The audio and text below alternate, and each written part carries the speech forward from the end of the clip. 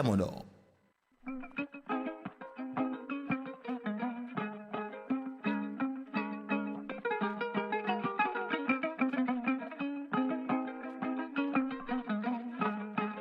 Jamono ku ko fekkee war caa defa lu baax jamono looy sa gannaaw la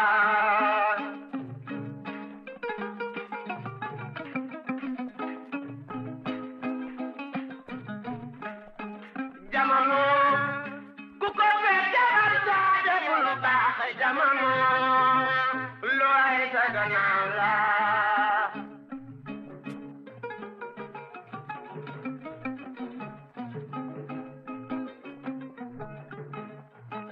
nala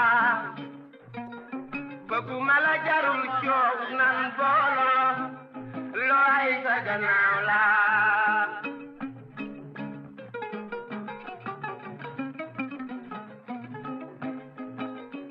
looy la ne bëgg naa la bëgguma la jarul coow nan boolo looy sa gannaaw la iRadio. mbokk yeeg xaritu auditeurs yi salaamaaleykum ñoo ngi leen di nuyu kenn ku nekk ci sa tur ak sa sant boole ci di leen ziar di am mbégte di àndandoo ak yéen ci iRadio 90.3 kàddu gi di bàyyeekoo Ndakaaru ñuy nuyu suñu auditeurs yi nga xam ni ñoo nekk Kaolack Thiès Kolda Sédhiou Ziguinchor di nuyu waa Tambacounda Podor Matam di nuyu à Saint-Louis à Louga et puis di nuyu aussi dans la ville sainte de Touba et di jox cër waa Mbacké di nuyu tey siyaare Alaaji Ibou Fall mbaa yaa ngi am jàmm. Boups maa ngi nuyu samay kii li may wax ni kilifa xale bi Kandji nuyu auditeurs yi internautes yi téléspectateurs yi yéen 54% ngeen de. ñun 70%. 54 ngeen 54,97 xaw ma ñaata la. ah Ibou.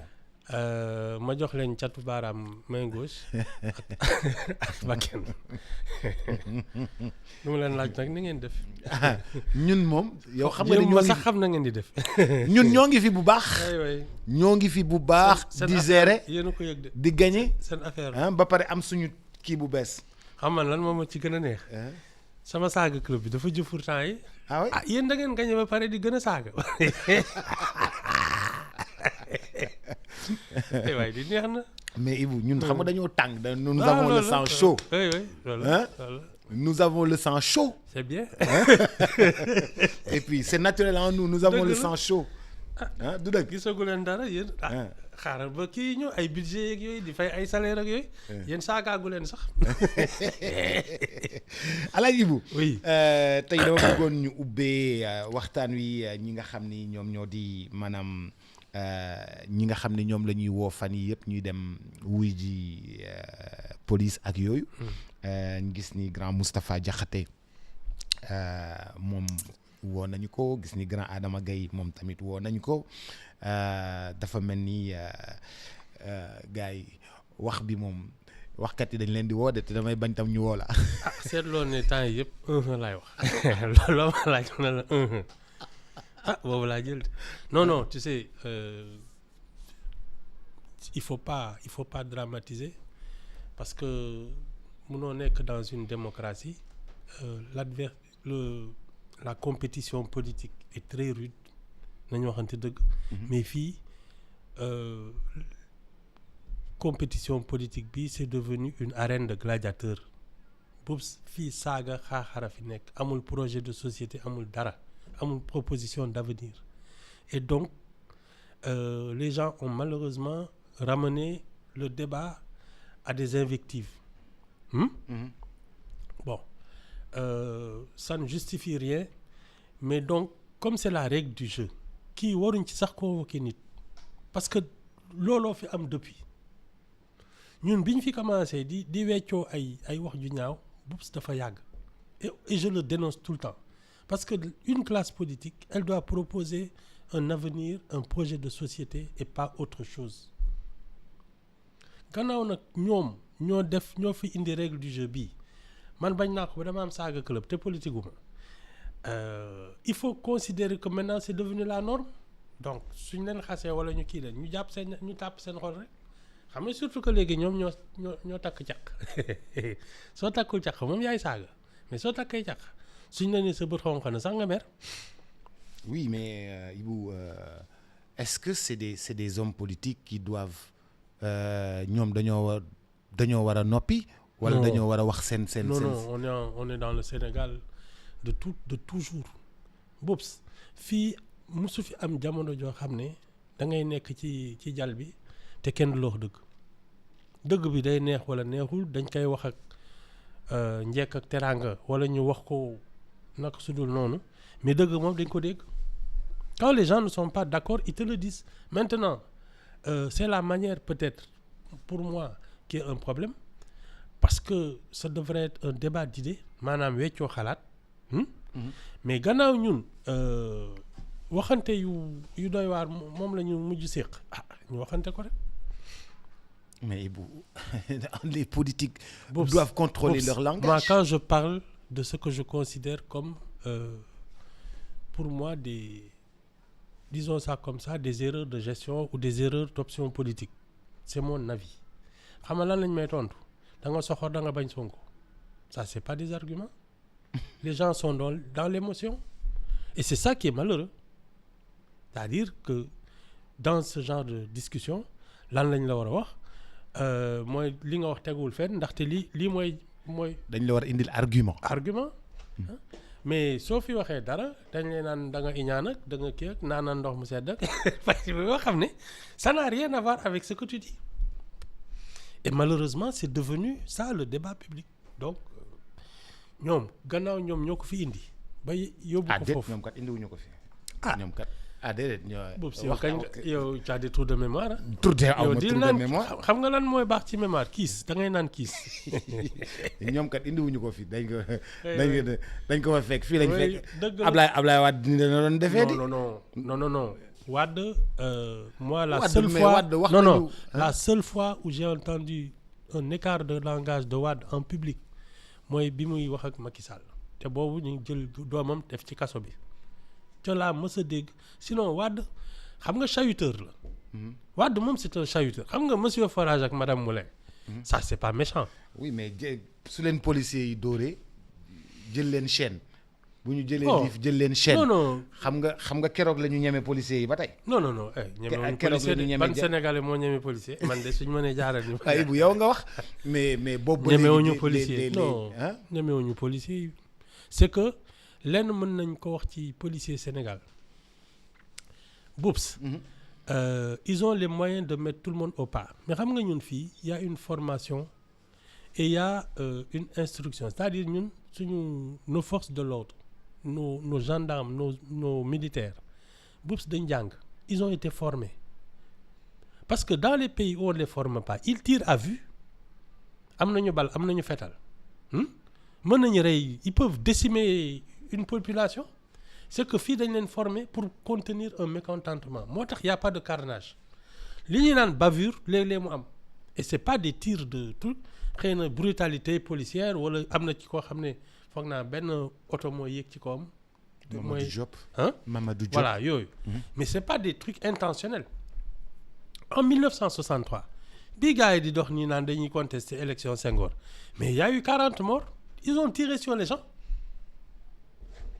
Mais police wu Sénégal wu tey Boubs deful loolu danañ la dóor ay lacrymogènes danañ la dóor yat de temps en temps man l'image que j'ai qui m'a le plus frappé Boubs mooy 23 juin bi xeer yi di taw seen kaw ils se sont repliés teg ay boucliers ils n'ont pas fait autre chose non il faut pas exagérer deful fii il y a pas encore vraiment de cette position de dictature d'un État sinon fii kenn du noy.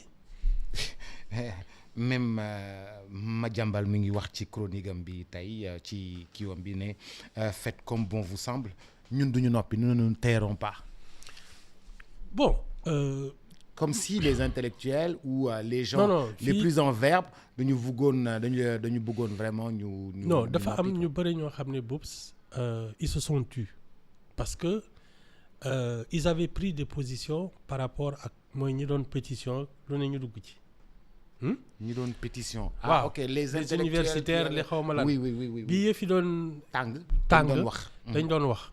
ils se sont tus parce que apparemment ils sont aux affaires. xaw ma ndax boole nañ leen ci wala dañ leen ci waaj a boole waaye waxatuñu. moi ce que je dis mooy ma constante journaliste ça fonctionne pas d'être un politicien de prendre parti.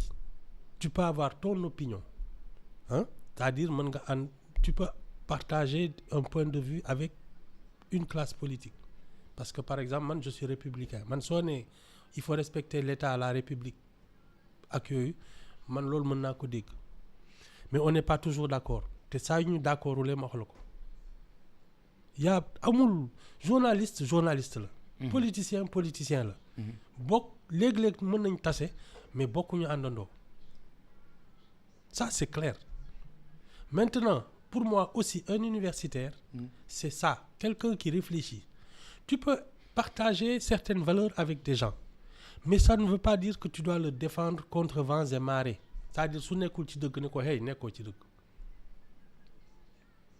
loolu mooy ci man une république c'est ça une démocratie parce qu'il y a qu'un seul principe solide et constant c'est le respect de l'État des institutions et de la République et ça les hommes politiques quelque bord que ce soit ont tendance à les fouler aux pieds parce que su dee ñun dañu toll foo xam ne tu as l'impression que les institutions n'ont plus d'autorité c'est parce que régime bu ñëw ñàkkul ko fulla c'est-à-dire day jël yëf yi ki moo ko pour se servir et ça a discrédité les institutions et leur fonctionnement moo tax tey da ngay naan waaw les forces de l'ordre sont au service de quelqu'un la magistrature est au service de quelqu'un ak yooyu fait que nit ñi ñoo ko abattardiser quoi et ça c'est un vrai danger parce que ñun lépp lu tax ñuy mën a doxantu ci dëkk bi di nooyi di wax di liggéey nekk ci jàmm c'est la solidité des institutions moo ñu fi bàyyi ñun ñëpp ku ko foyee nga réew mi. La solidité des institutions. Oui institution moo ñu aar ñun ñëpp. li ñu doon wax naan magistrat yi dañoo àndoon ak ba tax Bassirou Diomaye Faye fippu ba loolu yóbbu ko prison et tout tey dafa wane ni magistrature fa mu nekkoon ma nga fa ba tey. ba ne la Boubs ça nit ñi xam nga mooy li ma la wax rek nous on est dans l'émotion nit ñi au lieu d'avoir un raisonnement cartésien rationnel ne lii mooy loi bi lii mooy institution yi lii mooy sama le débat politique c'est un débat d'idées ñun on n'est pas dans ça on est dans l'émotion c'est-à-dire que yow doo ne kii nekkul ci dëgg da ngay ne kii dama ko bañ wala dama ko bëgg ñun xamuñu ku tooñ ku ñu neex la ñu xam te ça ne peut pas être un débat public malheureusement ñun on est dans ça xam nga yéen waa 54% seen bakken ngeen topp mu ngoog Ibou ne bi daf maa rëcc de topp ñu suñu bakken de ñun du ñu xalaat tam dañ koy wax de seen bakken daal ngeen topp topp ñu suñu bakken de ñun lu ñu xalaat dañ koy wax de yéen daal ñaar nag ngeen am dama la bëgg wala dama la bañ leneen amu leen ko da nga bëgg wax ne ñun du ñu xalaat dama la bëgg ak dama la bañ ci xalaat la bokk di da ngay xalaat ba trouver ndax dama la bëgg wala dama la bañ dégguma seen xalaat daal xëy na yéen a ngi xalaat di waaye dégguma ko parce que seen guy bi ngeen génnee fii Ibou bàyyi suñu guy gi guy day am buy guy day am buy d'accord guy garabu guy day dëgër am racine dëgg la sax génnee buy bi nga mën cee njambaan 4000 may la ker seen 4000 cadres Ibou may la ker guy da lay may ker ba pare may la nga njambaan may la nga defar jus de buy ñëpp mën cee jëriñ 4000 cadres amul lu ñuy génne loolu benn buy guy rek nga bëgg gis xaaral ma jàll ci leneen climat social bi dafa xaw a yëngatu fan yi étudiants yi dañoo defe ne woon ñoom dañoo calme vraiment bi nga xamee ni durant les années 2023 2022 yëpp étudiants yi ont occupé dëkk bi taal université et tout on a vraiment dañ defe ne woon ak régime bi di ñëw vraiment ça allait maintenant s'estomper et que les choses allaient s'arrêter mais la contestation a démarré à Ziguinchor où plusieurs voitures dañ leen a taal et tout et puis dafa mel ni lii étudiants yi di kaas mosu fee jóge étudiants yi ba ñu dalee jàng ba tey lekk la ñuy kaas li ñuy lekk seen problème yi ñuy am dans le logement seen problème yi ñuy am ak bourse problème yi ñuy am tout le temps à l'université il y a des soucis. su ñun foog naa 68 ba léegi. étudiants yaa ngi taal ay oto. oui ak donc y a rien de nouveau. Ce qui en plus pour man est pratiquement logique. mooy xam nga changement de régime. xam nga ñun fii kii nu mu tudd mars la ñu changé de régime. Encore que je considère que l'économie tourne au ralenti depuis pratiquement 2015 pardon. 2016. Donc les difficultés moom wàññeekuwuñu dañu yokku maintenant man hormis ça c'est-à-dire le contexte qui est difficile pour tout le monde. Man ni ma gisee ne ni l'éducation nationale a un problème boobu. Tout le monde ne peut pas aller à l'université. Pour man les 3/4 de ceux qui vont à l'école sont destinés à apprendre très vite un métier et se mettre dans la production. Maintenant ñi nga xam ne ils sont particulièrement brillants. On doit les mettre dans des conditions absolues parce que avant 68 je le répète tout le temps li indi grève bi mooy dañu wàññi bourse yi. L'étudiant avait 25 000 francs de bourse à l'époque 25 000 francs tu pouvais même prendre une villa parce que les grandes maisons là ak yooyu ay 15 000 francs lañ doon louer. Alors imagine tu avais des maisons Sicap yi foog naa 7 500 lañ doon louer lañ doon jaayee mensualité. Ça veut dire qu'un étudiant pouvait acheter une maison. Et pour moi, c'est parfaitement normal. C'est-à-dire que quand tu prépares une élite et tu les mets dans des conditions extrêmes, ils sont particulièrement doués. Si ils n'ont pas les moyens, parce que les femmes ils poursuivre des études supérieures, même s'ils ne sont pas doués. Ceux qui sont doués et dont les moyens sont assez réduits, c'est l'État qui doit les prendre en charge pour préparer son élite. Ce n'est pas des bourses. Ils sont à l'abri du besoin parce que un étudiant pour man qui va représenter l'élite, qui va servir son pays, pour la plupart, warul ñàkk dara. Et pour moi les gens qui doivent servir l'État doivent être les mieux traités en République et l'élite en fait partie parce que dañu war a fexe ba ñi les plus brillants de notre pays soient au service de la République et de la communauté parce que c'est ça qui va faire que le secteur privé va décoller parce que ils seront servis par des gens compétents. Si tu veux travailler, tu vas travailler. On va te mettre dans des conditions de travail. Nañ aménager territoire bi utal la ay financement que tu t'installes et tu bosses. Mais ça, si tu veux faire de l'université un lycée prolongé, parce que loolu moo am. Ce sont des lycées prolongés. Oui. Comment ça, l'université est un lycée prolongé? Li ngay jàng primaire. Moom ngay continuer secondaire, culture générale. Moom ngay poursuivre à l'université.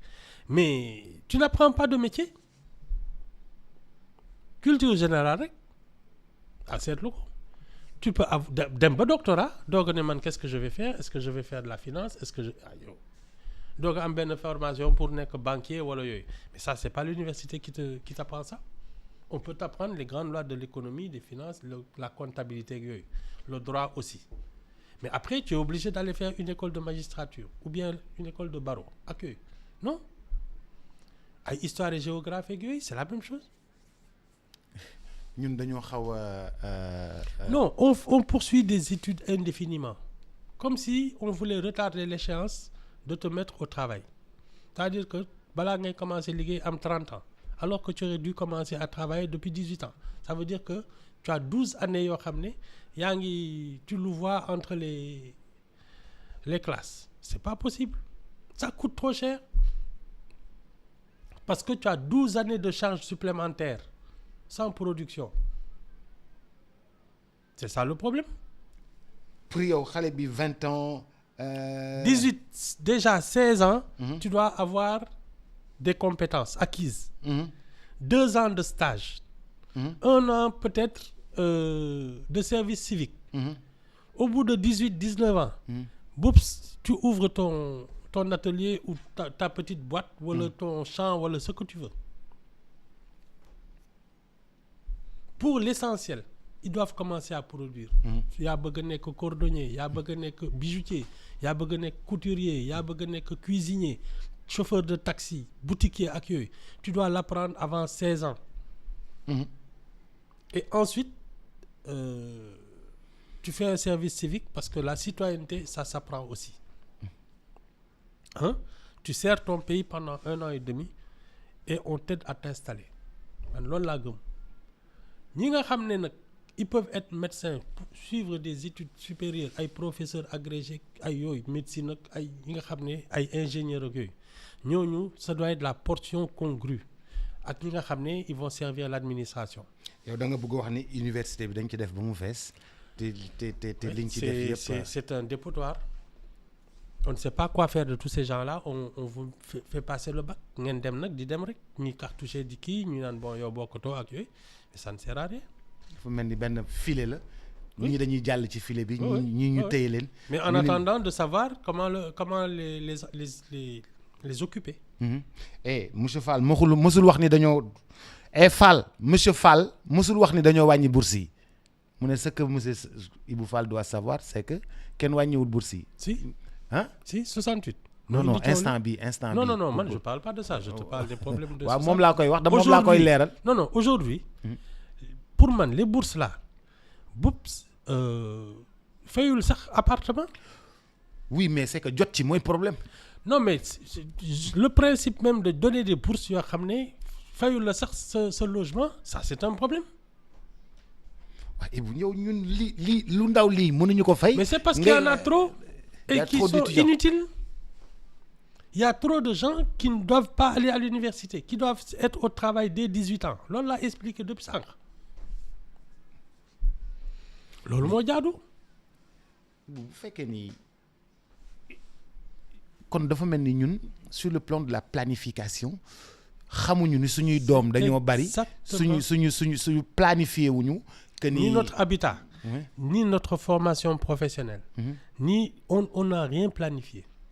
Li tax ñuy jékki-jékki nga gis un quartier comme li ngay bañ li la énervé kër cité kër góor yi amul tali amul dara ay kër kese la mais c'est ça on n'a rien planifié. Or un pays il se programme da ngay ne ñun on sera 25 millions dans tant d'années. Comment répartir la population équitablement et comment ces gens-là vont vivre parce que la première des mesures c'est de leur trouver des ressources naturelles et les former pour les exploiter. Xam nga li ma la wax. Fee or fa ne on va créer des bijoutiers et tout ce que tu veux. Et même des financiers parce que l'or là ça garantit aussi nos dépôts. Mais il faut penser à tout ça. waaw on ne réfléchit pas à tout ça di tëñëx après ce problème amee ñu jaaxle dinañ jaaxle kay. mais léegi yow bu fekkee ni étudiants yi ñoom bu ñuy grève est-ce que mun nañu bañ a toj ak taal le peu que nous avons. C'est devenu une culture. Le peu que nous avons. C'est devenu une culture. dafa yàgg fii opposant bu fi meer étudiants yi ngay waxal ne génn leen taal c'est devenu une culture depuis très longtemps loolu moom mënoo ci dara. non mais bu fekkee ne culture boobu baaxul ñëpp d'accord nañu que ni culture boobu baaxul le peu que nous avons. bu ñu ñoo ko d'accordul xanaa du waa 54% yi. non Ibou ñun waa 54% ñëpp d'accord nañ ni loolu baaxul. yéen loo leen fi doon wax. non Ibou. non lan ngeen fi doon wax diggante 2020 ak léegi. Ibou. non la ngeen fi doon wax qu'est-ce que j'ai entendu fii publiquement vos gens là qu'est-ce qu'ils disaient Mortal Kombat dañ ci def seen bakken ah génn leen taal dëkk bi la recette du cocktail Molotov di doxantu ci dëkk bi c'est ça c'est devenu une culture waa léegi c'est un boomerang ça te revient dessus Ibou bu loolu passé naka la ñu mën a def mentalement sociologiquement je t'ai dit il ba faut yii nii ñun duñ ko def bu ñu grévé ñu ñëw wax ni dañu grève ñu ñëw toog def conférence de presse expliquer au lieu de brûler et de casser le peu que nous avons. Non tu sais Boubs le premier constat li ñu naan l'oisiveté est la mère de tous les vices. Il faut occuper les gens. Oui. Voilà il faut les occuper utilement ba duñu tàlli yëpp. Pour man il faut revenir aux fondamentaux. Un service civique. Un service de volontariat. Il faut occuper les gens. duñu tàlli boobu ku xëy 7 heures du matin ci liggéey ba 19 heures. doo xam sax li xew ci dëkk bi bay naan kontaanuma damay taal ak taaluma. Il faut occuper les gens, leur permettre de travailler, leur permettre de gagner leur vie et leur expliquer qu'il faut être utile à son pays. Il n'y a que ça. Parce que toog di xoole moo tax ngay naan tu réfléchis trop. te xam nga ndeysaan su dee dara nekkul sa boobu ngelaw li mooy yow jàngoo defoo dara da ngay toog boo bëgg réfléchir xam nga ngelaw mooy tourner c'est tout. Mais Ibou c'est li may wax nii daf ma tenir à cœur. Non mais Boubs on s'est trompé depuis longtemps sur la valeur de l'éducation et ça on est en train de le payer très cher. C'est tout c'est pour cela qu'on peut acheter du vent. On s'est trompé sur la valeur et la qualité de l'éducation. Foogoon nañ ne jàng c'est un luxe. Mais la pauvreté, c'est encore pire qu'un luxe. Parce que ça coûte plus cher. Mais Ibou, bu fekkee ni ñun amuñu lu dul suñu BRT par exemple ñu defar ko ni suñu université. ñun koy defaruñ ko. dañ ñu ko defaral. dañ ko leb dañoo leb suñu xaalis defar ko. Ibou bàyyi li ngay def dañoo leb suñu xaalis defar ko. dañoo du ay tubaab am na ay entreprises sénégalaises yu defar. am na ay tubaab yu defar. lu nekk ak ñu ko defar. mais ñun defar nañu dañoo leb xaalis liggéey mais Ibou bu fekkee ni lii la ñu am tuuti ay matériel universitaire am tuuti une bibliothèque universitaire am tuuti. c'est le sentiment d'exclusion et l'indifférence c'est-à-dire xam nga ki nga xam ne dafa toog ci dëkk bi mais lii ñu defar yëpp c'est pas pour moi parce que BRT bi ak. man aw ma paas dew ma fenn aw ma jëmukaay donc BRT bi je m'en fiche kon ñii dañu nekk seen noos di ma romb gauche droite ak yooyu mais da nga koy taal pour wan leen ne yaa ngi fi que fii nga bokk da nga koy taal ne ñu ñëpp bokk ci yem c'est ça le problème yow BRT bi xam nga ñiy xëy di dem di dellu si ñoo ci dugg mais ki nga xam ne amul jëmukaay amul paas amul jëmukaay. moo kooku nga bëgg ñu occuper ko. mais c'est ça. kooku nga bëgg ñu defal ko formation. kooku nga bëgg mu nekk ci service civique. Il faut qu'il se sente dans une société où on se préoccupe de lui parce que lii c'est une manière de dire maa ngi fi da ngeen ma fàtte woon dama cee bokkul dañ maa fàtte. comme étudiants yi dañ leen di jox ceeb ak foie parce que yàgg ñu taal fii. ñu war a woo restaurant bi ne leen bàyyi leen ceeb beeg foie bi ngeen di jox xale yi. par exemple parce qu'on ne réfléchit même pas à leur alimentation dañuy ne dafa mel ni nga yor sa nu mu tudd sa bétail rek saa yoo xëyee rek daal di ut ripaas rek sànni en te disant de toute façon mu ngi lekk ba suur c'est ça. yow mës nga lekk ceeb ak foie. non. nee nañ moom leen leen jox chaque jour moom lañ leen di jox. Boubs les dirigeants. Je te parle pas de ceux qui sont là, mais en général, depuis très longtemps. Et c'est ça l'esprit colonial. Ils regardent les autres Sénégalais comme les commandants de cercle regardaient les indigènes. Defuñu sax ñuy nit. Et ça date de très longtemps. moo tax ñu sañ leen jox ceeb ak fa parce que duñ ko jox seen njaboot. C'est ça le principe. Et je te dis, non seulement tu as ce sentiment que les tenants du pouvoir, les privilégiés, n'ont aucune considération ni de respect pour la grande masse de la population, mais quand tu viens même dans nos maisons, mais borom kër gi moom mooy lekk lu mu xam ñi si des on leur dit si vous avez un bout de matelas dans la maison ak benn repas par jour, mais démerdez-vous duñu xam sax lu ñuy lekk lan la moo tax les repas de rue là nit ñëpp di ci ne saa yooyee kay dem wuti ay ndambeek ay kii nu mu tudd li staru koñ bi ñu ne maire buy jaay ndambe la staru koñ bi ñu ne maire biy jaay fonde la wala su ñu ne nen bi ñu baxal dafa yokk bugaan di xam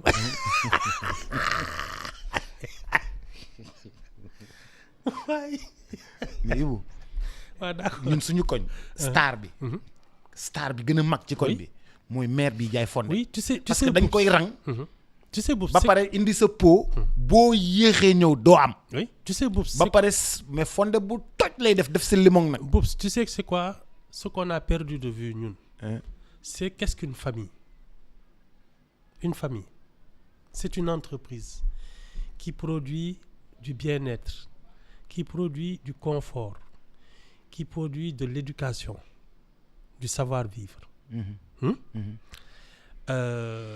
Et donc, quand tu fondes un foyer et que tu fondes une famille, ça veut dire que yow sa biir kër nit ñi war nañ tëdd fu baax, war nañu solu bu baax, war nañu jàng, war nañ leen yar, war nañ lekk ba suur ba keroog ñuy mënal seen bopp. C'est ça une famille, l'entreprise qui produit du bien-être, du savoir-vivre ak yooyu. Nous ça on l'a perdu de vue. C'est-à-dire yow da ngay jur rek teg après. lu yàlla def muy noonu. Tant qu'on ne reviendra pas à la fonction de la famille, qui est une entreprise,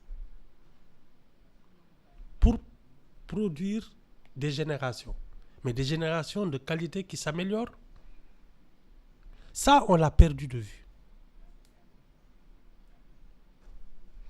On a un problème.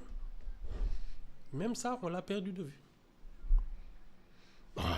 Ñi am xaalis, ils vont multiplier les épousailles. Mais c'est tout, hein. Mais le souci de se dire, on m'a mis au monde dans certaines conditions, avec un but précis. Yow dañ la war a yar, da nga war a dem école am xam-xam, war nga am suñu turu kër dafa war a am gëdd ci. Parce que c'est ci dëkk bi.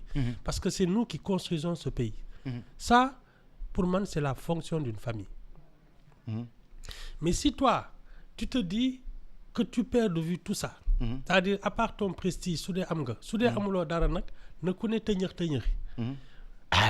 Et pourtant, tu veux créer une famille. C'est-à-dire di nga takk jabar par force en te disant diine loolu la wax wala voilà wala nga sa cuukeel tàng parce que da nga tu es tombé sur une belle femme. C'est un donc problème. moom la tubaab bi naan la famille est la première cellule de développement. C'est la première institution. Et tu l'appelles même une institution. Ah oui, la première institution, c'est la famille, c'est le mariage, c'est la famille. Parce que c'est ça qui tient la société. Oui. nga xamal xale bi lan mooy fonction wu famille yow bi. mii sooy takk tu dois savoir pourquoi tu te maries. ah fii day sama yaay dafa ma wax ma takk jabar il faut que ma takk jabar dama war a takk jabar parce que sama yaay boobu ba léegi mi may wax. mais yaa ngi commencé naan dama yoo. Ibou gros mot Ibou gros mot. nan kii ma dara dalu ko. Ibou gros mot. kii ay morom yu bëri takk moom maa du dara. waaw yooyu lañ lay wax. non. C'est ça. da nga war a xam yow lan moo tax ngay takk jabar. c'est pas parce que la maman dit. Si tu es déjà vas-y. Si tu as déjà une idée de ce que c'est que la citoyenneté, ta place dans la République, dans la nation, war nga xam pourquoi tu fondes un foyer. Ça doit être comme xam nga Lego. bu ci nekk famille bu nekk Lego la comme brique buy tabax benn kii. Et donc toi tu dois faire en sorte que à l'intérieur de ta famille tu produises du bien-être, c'est-à-dire mënoo jël ay doomu jàmbur ne da ngay sànc kër ba pare ñuy tuumaranke di xiif di rafle. kon yow say doom amoo droit bàyyi leen ñu xiif. ñoo la war a gën demin ils doivent grandir dans des meilleures conditions que les tiennes. say doom ñoo la war a ëpp xam-xam ñoo la war a gën a demin parce que c'est mooy li ma la doon wax yow ndono bi suñ la joxee dërëm yow soo koy jàllale junni ngay joxe c'est exactement ça. Or nous c'est cette fonction essentielle de la famille qu'on a perdu de vue moo tax ngay toog koñ yëpp ñi am ay taabal yuy jaay ay fondek ay ndambe dans une ku nekk dem jël benn pot dem jëndi ñëw toog moom kenn. Ça veut dire que même la fonction familiale a disparu mais café sax da ngay gis ku génn këram pour ndékki da ngay dem boutique ba naan café. mais fan la war a naanee café Ibou. mais attends petit déjeuner. ñun ñëpp ñu toogandoo. mais bien sûr. ñun ñëpp ñu yeewu. oui paa bi na la peñewul. mais mère bi ne la diwul matin am na ku war a jóg parce que parents yi suñ demee ba yenn âge yi mais c'est à la famille de prendre le relais da ngay jóg defar café defar kii ñiy uti mburoog yooyu teg ko nit ñi lekkandoo. ay Ibou loolu amatul nit ñi amuñu jot bi. mais non on a perdu de vue la fonction de famille. Le rôle d'une famille loolu moo ñu njëkk boo xalaatee sa yaay nga xam ne da daan jug 5 heures du matin ñun yeewooguñu moom mu jug boyal teg kénkiliba bi bax mu dox ndànk dem muuru yore kurusam dem ci boutique bi. xam nga su demee ba mënatul xam nga naka lay demee. yow yaay xëy le matin defaral ko café dem yóbbul ko. si néegam. c'est comme ça que ça marche. Ibou lu rafet ngay wax nii mais ñun nekk. mais c'est comme ça que ça marche. mais ñun nekkuñu ci lu rafet loolu fii ñu toll nii. moo tax it tu as vu l'état du pays parce que si tu ne respectes même pas la première institution c'est-à-dire la famille. Ça fonctionne dans le pays mais après le pays part dans tous les sens parce que ci njëlbéen bi la mooy li ma lay wax rek mënoo fi ji gerte yaakaar ne ay pomme ñoo ciy génn. Déjà, quand la fonction de famille se désagrège, c'est là que la société commence à pourrir. Mais bu fekkee ni ñun njaboot gi ñun ñi doom yi. respecté wuñu loolu toppuñu loolu. C'est foutu. Donc, si tu ne respectes pas ta famille, tu ne respecteras rien dans la vie. C'est aussi simple que ça. Si tu ne respectes pas ta famille. Rien du tout doo am respect ci dara parce que c'est la première institution foofu ngay jàngee sax luy le respect. Ah waaw soo ko jàngul kay pare nga xanaa leneen ngay am c'est-à-dire tu peux être opportuniste tu peux être loo bëgg. di wut am kii ak yooyu ñeme calculer ak yooyu. mais le respect tu sauras jamais ce que c'est. kon yow li nga ma bëgg expliquer mooy. La famille est le premier lieu de socialisation de l'individu. C'est la première institution fii ngay jàngee et d'ailleurs moi je suis convaincu que xam nga les Sénégalais dans les institutions internationales on est très diplomate.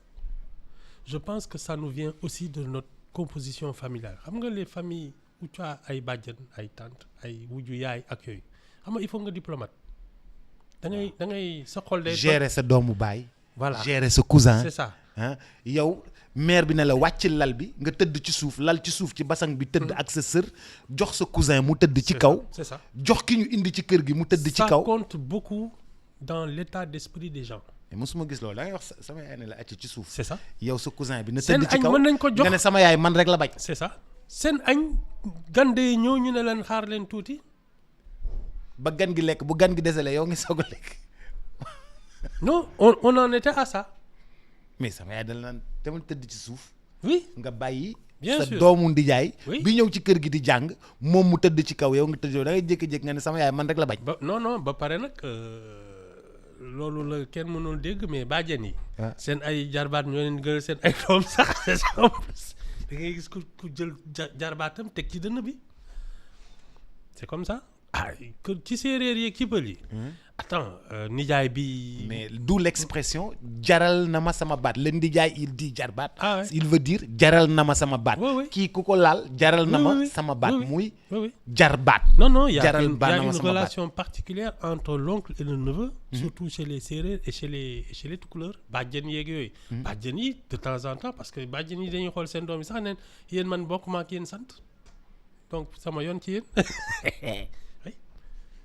Ça c'est des choses bon c'est imagé.